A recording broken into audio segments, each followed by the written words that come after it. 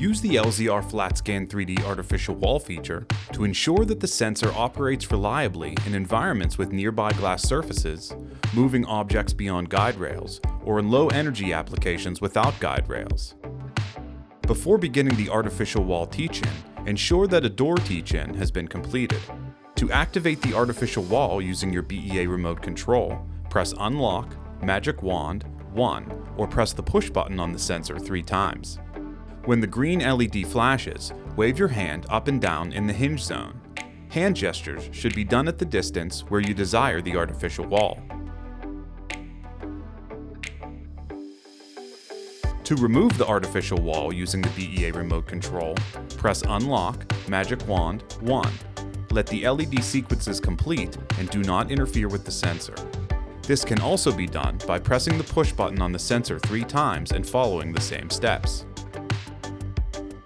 Now, the area behind the artificial wall will be ignored by the sensor to prevent unwanted detection. The red LED will flash to confirm that the artificial wall has been established.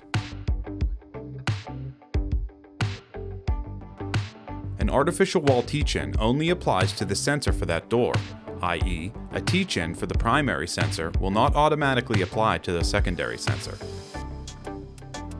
The artificial wall feature is only operational on an LZR-FLATSCAN 3D kit and will not be enabled when used as a standalone sensor for low-energy applications. The artificial wall feature will impact the width of the pinch zone.